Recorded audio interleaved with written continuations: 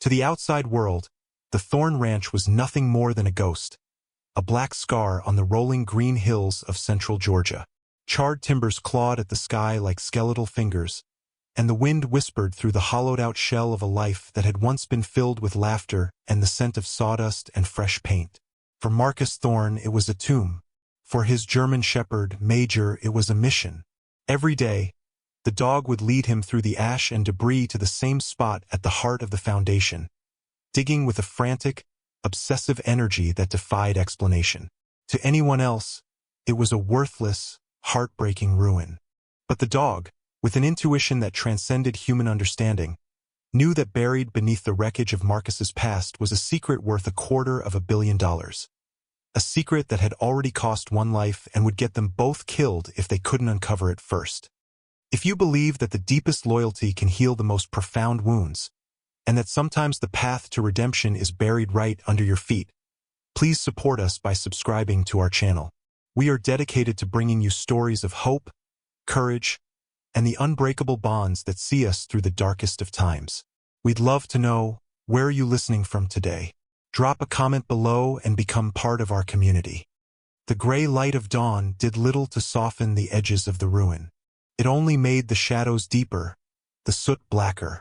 Marcus sat on the tailgate of his rusted pickup truck, a thermos of bitter coffee clutched in his hands, the cold metal seeping into his palms. He wasn't feeling it. He hadn't felt much of anything for 14 months, not since the world had burned down around him. First, the metaphorical fire of losing Lena, his wife, the vibrant, laughing center of his universe, in a senseless roadside collision. Then, 6 months later, the literal one. A faulty wire, the fire marshal had said. A tragic accident. Marcus knew better. There were no accidents in his world, only actions and consequences, and he was living in the smoldering consequence of a life he could no longer protect.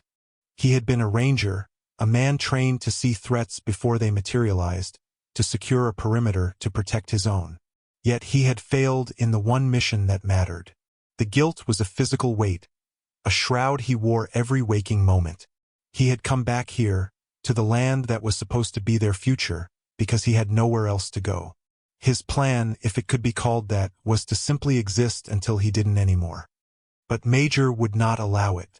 The dog, Lena's last gift to him, a gangly pup she'd insisted would keep his heart from getting too quiet, was now a magnificent animal, all muscle and sable fur, with eyes that held an unnerving intelligence. And for the past 3 weeks, those eyes had been fixed on one particular spot. As soon as Marcus let him out of the truck each morning, Major would bound directly to the center of the house's foundation, ignoring the twisted metal and shattered masonry, and begin to dig. He dug with a purpose that bordered on mania, paws flying, sending clouds of ash and grit into the air, whining with a low, frustrated growl when a piece of debris was too large to move. Marcus had tried to stop him, to call him off, but the dog was relentless. He would dig until his paws were raw, rest for a moment, and then begin again. It was the only thing that broke through the thick fog of Marcus's apathy. This stubborn, unyielding life force refusing to let the past lie buried. "Major, enough," Marcus commanded, his voice rough from disuse. "Leave it." "There's nothing there." The dog paused, looked back at him, his chest heaving, and let out a single, sharp bark. It was not a plea. It was an order. "You, here, now." Marcus sighed, the sound a ragged exhalation of defeat. He couldn't let the dog injure himself. Fine. He would move the damn rubble himself, prove to the dog it was a fool's errand, and then maybe they could both go back to sitting in silence, waiting for the end. He slid off the tailgate, grabbing a steel pry bar and a shovel from the truck bed. The muscles in his back and shoulders, once honed to a razor's edge by military discipline, felt stiff and foreign. He walked over to the spot, the ash crunching under his boots. "All right, you stubborn beast," he muttered, more to himself than the dog. "Let's see what's got you so worked up." He jammed the pry bar under a large, blackened piece of floor joist that Major had been scratching around. He put his weight into it, and with a groan of protesting wood and a shower of soot, the beam shifted. Major barked again, this time with an excited yelp, and pushed his nose into the newly exposed space, digging furiously at the packed earth beneath. Marcus watched him for a moment, a flicker of something, annoyance, curiosity, stirring in his chest. For the first time in a long time, he had a mission, even if it was just to satisfy the whims of a dog. The work was brutal. The sun climbed higher, beating down on his neck, turning the black ash into a heat sink. Sweat cut clean trails through the grime on his face and arms. He worked methodically, the old training kicking in. Assess the problem. Break it down into smaller, manageable tasks. Execute. He cleared the smaller debris with the shovel, then used the pry bar and his own raw strength to lever the larger, heavier timbers out of the way. Major worked alongside him, a frantic, furry supervisor, digging and sniffing, his tail giving a low, steady thump-thump-thump against the ground whenever Marcus made progress. Hours bled into one another. The pile of cleared wreckage grew. Marcus's hands, softened by months of inaction, were blistered and raw, but he didn't stop. The physical exertion was a strange relief. It was honest. You pushed, it moved. You lifted, it came free. There was no ambiguity, no haunting what-ifs. There was only the weight of the wood, the grit of the dirt, the clean burn in his muscles. It was a feeling he hadn't realized he'd missed. The feeling of making a tangible impact on the world, however small. He was clearing the last of the floorboards from the area, prying up a section that had been miraculously spared the worst of the fire, when his shovel struck something hard with a dull, metallic thud. It wasn't the sound of hitting rock. It was a flat, resonant clang. Major went wild, barking and digging at the spot with renewed vigor. Marcus knelt, pushing the excited dog gently aside. "Easy, boy. Let me see." He scraped away the dirt and ash. First, a corner emerged, then a flat top. It was a box. A heavy, iron lockbox, about the size of a briefcase, blackened by the fire but otherwise intact. It was old, the hinges and lock face made of tarnished brass. This wasn't his. It wasn't Lena's. They had built this house on a fresh foundation, poured over the bare earth. This box had been here long before them, buried deep beneath the original homestead that had stood on this spot a century ago. Major nudged his hand with his wet nose, whining softly, as if to say, "See? I told you." Marcus ran a hand over the dog's head, scratching behind his ears. "Yeah, you did, boy," he whispered, his voice thick with an emotion he couldn't name. He looked at the box, then at the ruins around him. The dog hadn't just been digging. He had been leading him. Getting the box back to the small, cramped trailer he'd been living in at the edge of the property felt like a covert operation. He wrapped it in an old blanket, the weight of it a solid, tangible mystery in his arms. Inside the trailer, with Major watching his every move from the worn-out rug, Marcus examined his discovery. The lock was a heavy, pin-tumbler design, far too robust for a simple pick. His first instinct, a remnant of his EOD training, was to use a shape charge, a quick, violent solution. But something stayed his hand. This object had survived 100 years underground and a raging inferno. It deserved a more respectful entry. He spent the next 2 days working on it with a delicate touch he hadn't used in years. He used a small drill to carefully disable the tumbler pins one by one, the quiet whir of the tool a stark contrast to the violence he associated with his past life. It was a puzzle, a problem of mechanics and patience, and his mind, so long clouded by grief, began to clear as he focused on the task. On the third day, with a final, satisfying click, the lock gave way. He lifted the heavy lid. The air inside was stale, smelling of old paper and leather. There was no treasure, no gold or jewels.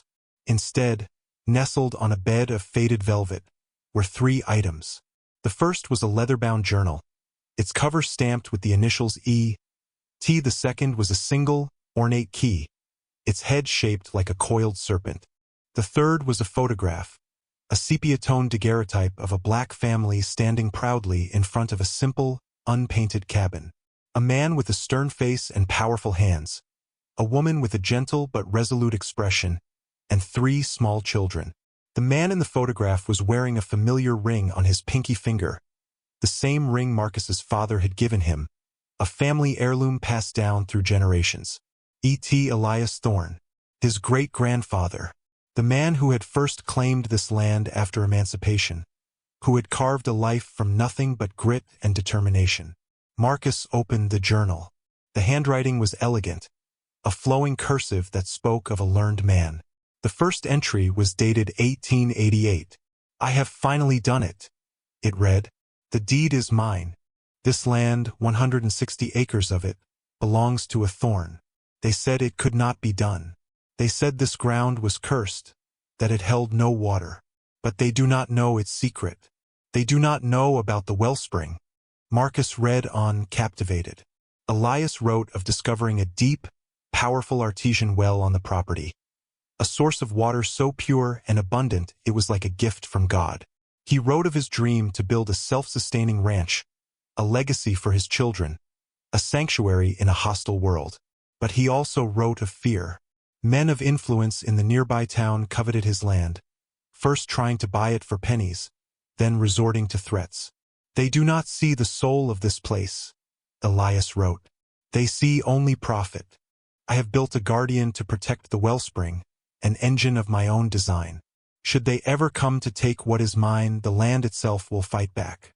This knowledge I commit to this book, and this book I commit to the earth. A secret for my blood to find should the need ever arise." Marcus closed the journal, his heart pounding. This was more than just a piece of family history. It was a map, a warning, a mission passed down through a century of silence. He looked from the journal to the ruins outside his window. The fire, the accident that took Lena. It all started to feel like part of a much older, more sinister story. He was no longer just a man mourning in the ashes of his life. He was the guardian of a legacy, and he had a promise to keep. The therapeutic act of clearing rubble had become a solemn duty to rebuild, to uncover the truth his great-grandfather had buried. The discovery gave Marcus a purpose that grief had stolen. The listless haze that had defined his existence began to burn away, replaced by the clear, sharp focus of a man on a mission. Rebuilding the ranch was no longer a hypothetical future he and Lena had once dreamed of. It was a tactical objective. He started with a small cabin, a place to live that wasn't the suffocating metal box of the trailer. He salvaged what timber he could from the wreckage, charring the surface using the Japanese technique of sho sugiban, not just to preserve the wood, but as an act of defiance, turning the destructive power of fire into a shield. The rhythmic work of sawing, hammering, and lifting settled his mind. Each nail driven home was a small victory against the chaos that had consumed him. Each perfectly joined corner was a piece of his shattered self being put back together. Major was his constant shadow, a silent partner in the restoration. The dog would lie in the shade of a lone surviving oak tree, watching Marcus work, his presence a steady, reassuring anchor. The project inevitably forced him out of his self-imposed isolation. He needed supplies, lumber, concrete, hardware, and that meant driving into the town of Oakhaven. The town was a place he had avoided, a collection of streets and faces that reminded him of Lena, of a life that felt like it belonged to someone else. His first few trips were brief, transactional. He would park his truck, get what he needed from the sprawling hardware store, and leave without making eye contact. But the owner, a woman in her late 60s named Sarah Jenkins, was not so easily ignored. She had kind, crinkling eyes and a no-nonsense demeanor. "You're the Thorne boy, aren't you?" she'd said one afternoon, her voice raspy but warm. Building back up out on the old property, it wasn't a question. Marcus just nodded, loading bags of cement into his truck bed. "My daddy remembered your great-granddaddy," she continued, undeterred by his silence. "Said Elias Thorne was the hardest-working man he ever knew. Said that land had a magic to it." Marcus paused, turning to look at her for the first time. "Magic?" he asked, his voice tight. Sarah smiled, a knowing, gentle expression. "That's what he called it. Said the water out there was sweeter than any other. Made things grow when all the other farms were turning to dust." She handed him a cold bottle of water from a cooler behind the counter. It's good to see a Thorn back on that land. Some things are worth fighting for. Her words stuck with him. He wasn't just some squatter on a burned-out lot. He was part of a history, a thread in a story that stretched back generations. The small kindness, the acknowledgement of his family's place in this community, chipped away another layer of the ice around his heart. He started spending more time in town, having brief conversations with Sarah, learning the names of other locals. He was still quiet, still reserved, but he was no longer a ghost. He was becoming a neighbor. Back at the ranch, he turned his attention to the clues in Elias's journal. It spoke of the Guardian and mentioned the old stone well near the back of the property, a structure Marcus had assumed was long dry. Following a cryptic passage, where the morning sun first touches stone, the serpent sleeps. He went to the well at dawn. As the first rays of light crested the hills, they illuminated a single, dark stone in the well's foundation, one that was slightly loose. He worked his fingers into the cracks and pulled. The stone came free, revealing a dark cavity behind it. And in that cavity, a keyhole shaped not like a simple circle, but with the intricate coiling outline of a snake. The serpent key. His hand trembled slightly as he inserted the old brass key from the lockbox. It turned with a smooth, well-oiled click. A section of the well's interior wall swung inward, revealing a hidden compartment, sealed against the elements. Inside lay a roll of oilcloth-wrapped schematics. He carefully unrolled them on the tailgate of his truck. They were breathtaking. Drawn with the precise hand of a master draftsman, they detailed an incredibly sophisticated gravity-fed irrigation system, a network of cisterns, channels, and gates all fed by the artesian well, the wellspring. Elias Thorn hadn't just been a farmer. He had been a brilliant, self-taught engineer. The system was designed to be invisible, to harness the land's hidden power without revealing its source. It was a work of genius, a secret kept for over a century, and now it was his. He was studying the intricate drawings, a sense of awe and connection to his ancestor washing over him, when the sound of an engine, too smooth and quiet for a farm truck, broke the afternoon stillness. A gleaming black SUV, absurdly out of place against the backdrop of dirt and construction, was making its way up his long, rutted driveway. It parked a respectful distance from the cabin, and a man in a tailored gray suit stepped out. He was tall, with slicked-back hair and a smile that was perfectly white and utterly devoid of warmth. "Mr. Thorn? Marcus Thorn?" The man called out, his voice smooth as polished stone. "My name is Arthur Vance. I'm with Viridian Dynamics." Marcus didn't move.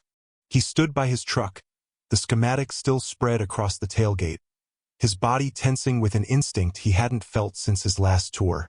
This was a reconnaissance. The man was assessing him, the property, the situation. "I'm the director of regional acquisitions," Vance continued, walking closer, his expensive shoes crunching on the gravel. "I know this is a difficult time for you, and I'm deeply sorry for your loss, and for the tragic fire. It's a terrible shame what happened here."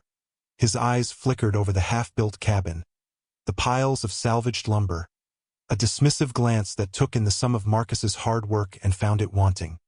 "Viridian is planning a new sustainable living community in Oakhaven," Vance said, his smile widening. "We believe in progress, in building a better future. We've been acquiring properties in the area, and we'd like to make you an offer for this one. A very generous offer, I might add. Enough to help you start over, somewhere fresh. Away from all these painful memories." He slid a sleek portfolio from under his arm and opened it to a purchase agreement. The number at the bottom was staggering, far more than the scorched land was worth. It was life-changing money. It was the kind of money that could make a man forget. But Marcus wasn't that man anymore. He looked at Vance's predatory smile, at the soulless hunger in his eyes. This was one of the men his great-grandfather had written about. A man who saw only profit, not soul. "The land's not for sale," Marcus said, his voice a low, steady rumble. Vance's smile faltered for a fraction of a second, just a brief tightening at the corners of his mouth. It was the only tell Marcus needed. "Mr. Thorn, perhaps you're not appreciating the opportunity here. Vance said, his tone shifting from sympathetic to condescending. This is a substantial, all-cash offer for a piece of land that is, forgive me for being blunt, worthless in its current state. Marcus began to carefully roll up the schematics, his movements deliberate and calm. I said, he repeated, his eyes locking with Vance's. It's not for sale. He tucked the roll under his arm and turned his back on the man, a clear dismissal. You're making a mistake, Mr. Thorne, Vance called after him, the silky charm in his voice now replaced with a razor's edge. A very big mistake. Marcus didn't look back. He walked to the cabin, Major rising to his feet and following close at his heel, a low growl vibrating in his chest. The first probe had been met with resistance. Marcus knew, with the chilling certainty of a soldier who has seen the prelude to battle, that the next engagement would not be so polite. Vance's retreat was not a surrender. It was a tactical withdrawal. The campaign of harassment began subtly, designed to feel like a series of unfortunate coincidences. A pair of surveyors appeared at the edge of his property one morning, driving stakes into the ground. When Marcus confronted them, they produced paperwork claiming a boundary dispute filed by an anonymous neighboring entity. It took him a week and a trip to the county records office to prove his deed was ironclad and have them removed. A few days later, a large Viridian construction truck had a mechanical failure in the middle of his driveway, blocking it completely for 2 days until a specialized tow could be arranged. The driver was apologetic, but the message was clear. We control your access to the world. Then came the official-looking letters.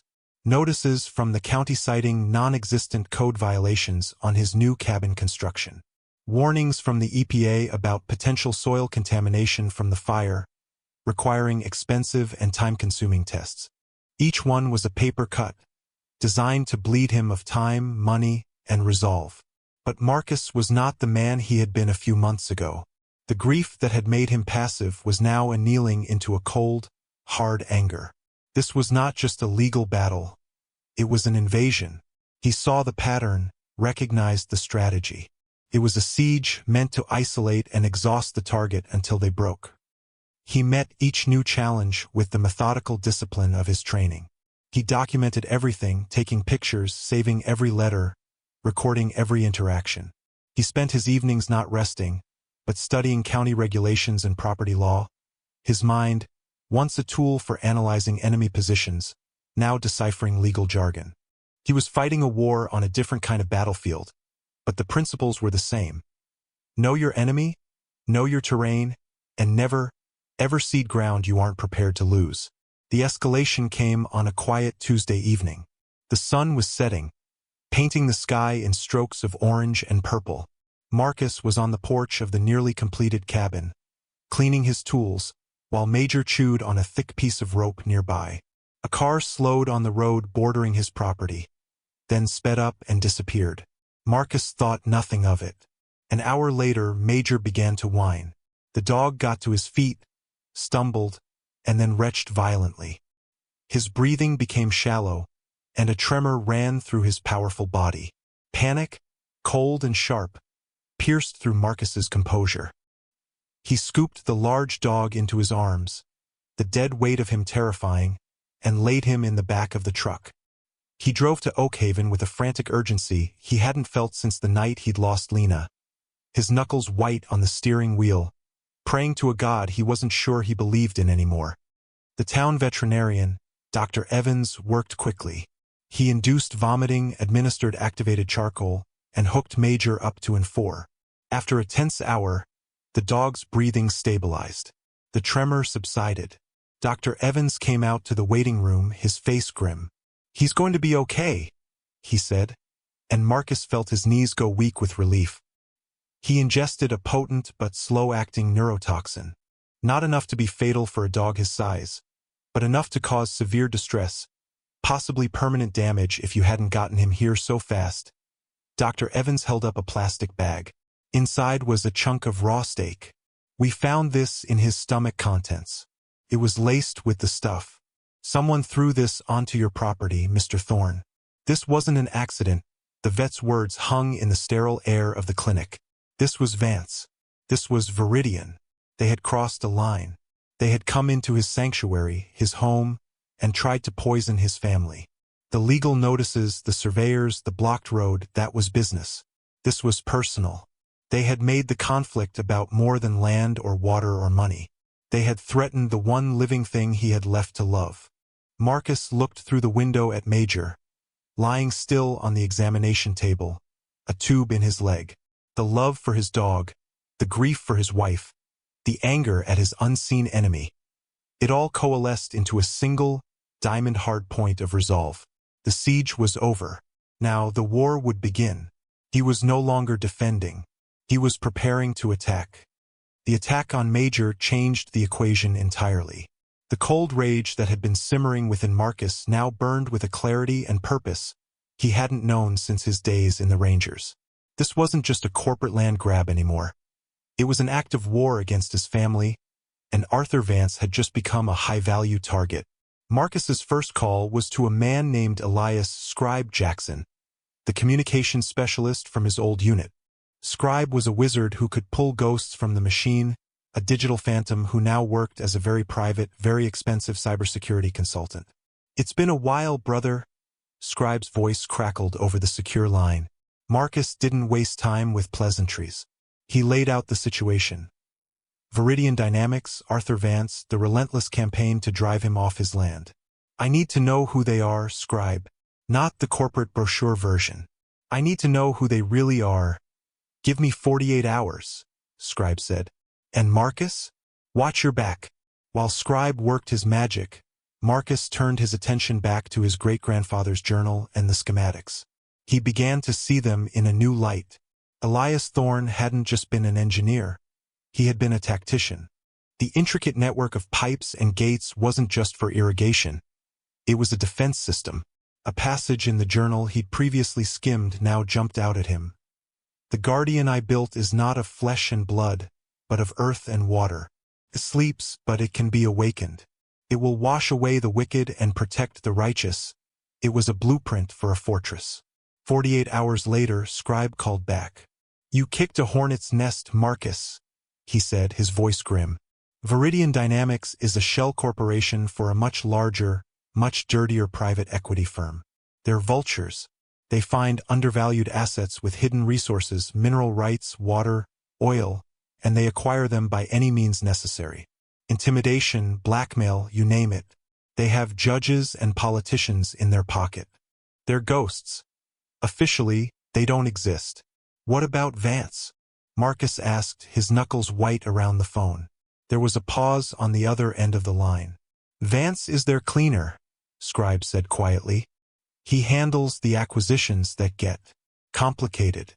He's ex-special operations, a mercenary. The guy's a sociopath with a budget. But there's something else, Marcus. Something you need to know." Scribe sent a file to Marcus's encrypted laptop.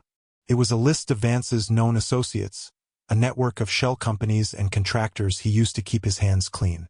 Marcus scanned the names, and then one made his blood run cold. Peterson, Frank. The name was seared into his memory. Frank Peterson was the driver of the delivery truck that had swerved across the center line and plowed into Lena's car. He'd been barely over the legal limit, claimed he'd been distracted by his phone. The police report had called it vehicular manslaughter. Peterson got 2 years probation and a fine. A tragic accident. The world tilted on its axis. The air left Marcus's lungs in a painful rush. It wasn't an accident. It was never an accident. They had been trying to get the land then. They must have made an offer Lena, ever the fighter, would have laughed at. So they sent a message. They sent Frank Peterson. They hadn't just taken his wife's life. They had murdered her.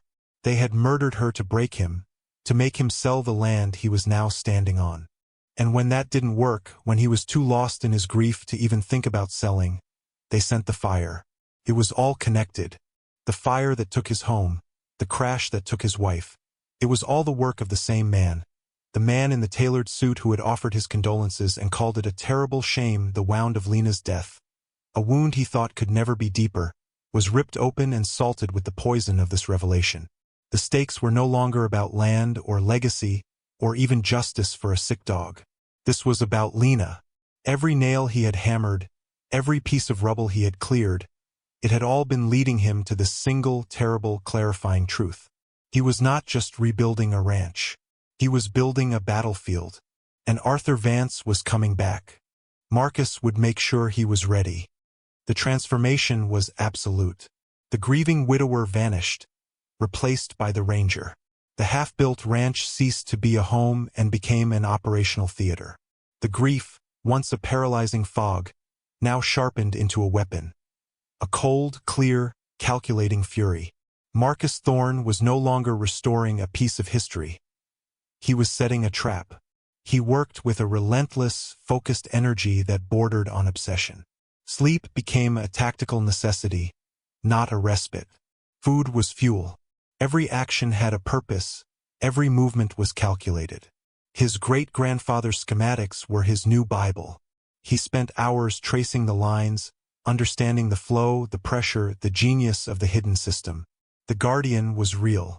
It was a complex network of subterranean cisterns, high-pressure pipes, and remote-operated sluice gates, all powered by the immense natural pressure of the artesian well. Elias Thorne had designed it so that, with the turn of a few key valves, he could flood certain areas, create impassable mud pits, or release deafening jets of steam. It was a non-lethal defense system, designed to terrify and incapacitate, not to kill. It was perfect. Marcus began the painstaking work of bringing the Guardian back to life. He spent days in the damp, dark tunnels of the irrigation network, clearing a century of debris, replacing rusted valves, and sealing cracked pipes.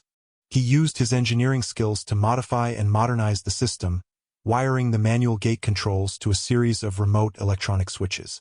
He salvaged the water pump from an old fire truck he bought for scrap, adapting it to supercharge the pressure in certain sections of the network. The ranch became a web of unseen threats. He dug trenches and laid new PVC pipe, connecting them to the main system and terminating them in concealed, high-pressure sprinkler heads he'd buried just below the surface of the ground at key tactical choke points. The driveway, the approach to the cabin, the area around the old well. He mixed a large batch of bentonite clay with water, creating a thick, incredibly slippery slurry, and filled one of the main cisterns with it. He set up a series of motion-activated trail cameras, feeding the live video to his laptop in the cabin. He wasn't just rebuilding. He was fortifying, turning his sanctuary into a weapon that used the very lifeblood of the land, its water, as ammunition. Major, now fully recovered, seemed to understand the shift in his master. The dog was no longer just a companion. He was a sentry. He would patrol the perimeter of the property, his ears constantly swiveling, his nose testing the wind. He never barked without reason. He was a silent, watchful presence, an extension of Marcus's own heightened senses. 1 week into his preparations, Marcus knew he was running out of time. A sleek, unmarked black drone appeared, hovering high above the property for an hour at midday before disappearing. It was Vance, conducting aerial reconnaissance, planning his assault. Marcus knew then they wouldn't come with lawyers again. They would come at night, and they would come to finish the job. He worked through his final checklist. The system was active. The cameras were live. He had a small, gas-powered generator hidden in a soundproofed shed, ready to take over if they cut the power from the road. He sat on his porch as darkness fell, the schematics spread on a small table in front of him. He wasn't afraid. The man who had been afraid had died with Lena. The man who remained was a soldier with a clear objective: to defend his home, to protect his family, and to get justice for his wife. He looked over at Major, who was lying at his feet, alert and ready. "Tonight's the night, boy," Marcus said softly, resting a hand on the dog's head. Major looked up at him, and in his intelligent, loyal eyes, Marcus saw a reflection of his own unwavering resolve. The trap was set. The hunters were coming. The night was moonless, the darkness thick and absolute. A pair of headlights cut through the black, stopping a quarter-mile down the road from the entrance to his driveway. Marcus watched them on his laptop screen, his heart a slow, steady drum in his chest. 3 figures emerged from a dark van, clad in black, moving with the practiced efficiency of men who were no strangers to violence. One of them was Vance. They bypassed the main driveway just as he knew they would, and used a pair of bolt cutters on the wire fence to the east. The first tripwire, a silent infrared beam, alerted him to their entry point. They're in. Vance and his two thugs moved through the woods that bordered the property, their movements swift and quiet. They were professionals, but Marcus knew the terrain better than they did. He had walked every inch of it, memorized every tree, every dip in the ground. He let them get closer, deeper into his territory, letting their confidence build. They approached the clearing where the cabin stood, a single warm light glowing in the window. It looked like an easy target, a lone man unaware of the predators closing in. As they stepped out of the tree line and into the open field, Marcus pressed the first button on his remote console. Deep underground, a heavy iron sluice gate groaned open. A torrent of frigid water from the wellspring, pressurized by the restored pump, surged through a buried pipe and erupted from a series of sprinkler heads disguised as simple irrigation fixtures. The ground in front of the men instantly transformed from solid earth into a deep, sucking quagmire of mud. The two thugs cursed, sinking to their knees in the cold, thick muck. Vance, more agile, managed to leap back onto solid ground, his face a mask of rage in the dim light. "Spread out! Flank him!" he yelled, his voice cutting through the night. The two men struggled out of the mud, separating to approach the cabin from different angles. They were adapting. So was Marcus. He waited until the man on the left was directly over one of the buried traps. He pressed the second button. A section of the ground erupted with a violent hissing sound as a high-pressure jet of steam, vented directly from a superheated cistern, shot upwards. The man screamed, not in pain, but in sheer shock and terror, scrambling backwards from the roaring phantom in the dark. The second thug, seeing his partner neutralized, charged directly for the cabin, a dark shape moving with deadly speed. Marcus tracked him, his finger hovering over the third control. Now, he pressed the button. The network of concealed sprinklers he had laid around the cabin sprang to life. But it wasn't water they sprayed. It was the bentonite slurry. The viscous, frictionless ooze coated the ground. The man's boots. Everything. His feet went out from under him as if he'd stepped onto black ice. He landed hard, his weapon flying from his grasp. He tried to get up, but it was impossible, his hands and feet finding no purchase in the slick, clinging mud. He was a turtle on its back, flailing uselessly. Two down. Vance stood alone, 50 yards from the cabin, his face illuminated by the light from the window. The cold fury in his eyes was palpable even from a distance. He drew a pistol and began to advance cautiously, his weapon trained on the cabin door. He was done with stealth. Marcus stood up from his console. The system had done its job. It had isolated the target. Now it was up to him. He opened the cabin door and stepped out onto the porch, unarmed. "It's over, Vance," he called out, his voice steady. "You're not taking this land," Vance laughed, a harsh, ugly sound. "This land? You think this is about land? This is about you, Thorn. About your refusal to accept progress. Your wife understood. She was a problem. You are a problem. And I am very, very good at solving problems." He raised his pistol. In that split second, as Vance's finger tightened on the trigger, Marcus shouted a single, sharp command. "Major! Now!" From the deep shadows beneath the raised porch, a black and sable missile of pure muscle and fury launched itself across the yard. Major had been there the whole time, silent, patient, waiting for the command. He moved with a speed that was almost a blur, a low, guttural roar tearing from his throat. He hit Vance square in the chest with the force of a battering ram. The shot from Vance's pistol went wide, firing harmlessly into the night sky as he was thrown backwards off his feet. The gun skittered across the slick ground.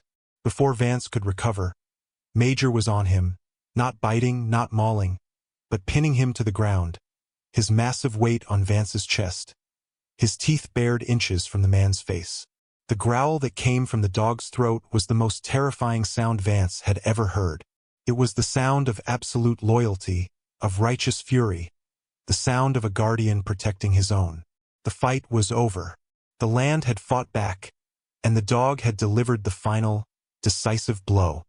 The wail of sirens grew steadily closer, a comforting, inevitable sound in the quiet aftermath. Marcus had called the county sheriff, a decent man named Miller he'd gotten to know in town, the moment Vance and his men had breached the fence. He'd told Miller his property had trespassers and that he had the situation contained. Now, as the flashing red and blue lights washed over the scene, Sheriff Miller stepped out of his car, his eyes wide as he took in the bizarre tableau. Two men covered in mud, one of them flailing in a slippery gray ooze, and Arthur Vance pinned to the ground by a perfectly still, perfectly silent German shepherd. "Thorn," Miller said, his voice a mixture of awe and disbelief. "You said you had it contained. You didn't say you'd gift-wrap them for me." Marcus gave a slight nod, calling Major to his side with a quiet command. The dog instantly obeyed, trotting back to Marcus and sitting at his heel, his duty done. The evidence was overwhelming. The video from the trail cameras captured the entire home invasion. The testimony from Vance's captured thugs, who quickly turned on their boss in exchange for leniency, painted a damning picture. And the information from Scribe provided the final, crucial link. It was enough to trigger a full-blown federal investigation into Viridian Dynamics and its shadowy parent company. The truth about Lena's death came out in a torrent. Frank Peterson, the truck driver, confessed everything. He described how Vance had paid him, how it was supposed to be a warning, a scare tactic that went horribly wrong. Justice, slow but relentless, finally caught up. Vance and his conspirators were charged not just with the attack on the ranch, but with the murder of Lena Thorne. The corporation, built on a foundation of intimidation and corruption, crumbled under the weight of federal indictments. The secret of the wellspring was revealed during the investigation. Geological surveys confirmed what Elias Thorne had known a century before. The ranch sat atop one of the purest and most substantial untapped aquifers in the entire country. The $250 million valuation wasn't an exaggeration. Offers flooded in from water bottling companies, agricultural giants, and municipalities. They offered fortunes that could have set Marcus up for a dozen lifetimes. He refused them all. Instead, he finished the ranch. He rebuilt the main house exactly as he and Lena had designed it. A beautiful, light-filled home that stood not as a monument to what he had lost, but as a testament to what he had fought to protect. The land healed, the scars of the fire fading under new grass and wildflowers. But he did more than just rebuild his home. He honored everyone he had lost and everything he had found. He used the immense resources of the wellspring to establish a non-profit foundation in his wife's name. The Lena Thorne Foundation created the Wellspring Ranch, a sprawling, peaceful retreat on the property, dedicated to helping veterans and their families heal from the invisible wounds of war. It was a place for restoration, for therapy, for finding a new purpose, built on the very ground where Marcus had found his own. His great-grandfather's legacy was not just preserved. It was transformed into a beacon of hope for others. The final scene of his long war was a quiet one. Marcus sat on the porch of the finished house, a cup of coffee in his hand, watching the sun set over the hills. The ranch was alive with the quiet hum of healing. Major, now graying around the muzzle, rested his head on Marcus's knee. The ghosts were gone. The silence was no longer empty. It was peaceful. He was no longer a man haunted by his past, but a man who had built a future from its ashes. He was home. The story of Marcus Thorne and his loyal dog, Major, is a powerful testament to the fact that some wounds can only be healed by fighting for a legacy greater than our own pain. It reminds us that the ground beneath our feet often holds secrets and strengths we can't imagine, and that the deepest loyalty is a light that can guide us through even the most suffocating darkness. True restoration isn't about forgetting what we've lost. It's about building something new and beautiful in its honor. What did you think of Marcus's incredible journey of healing and redemption?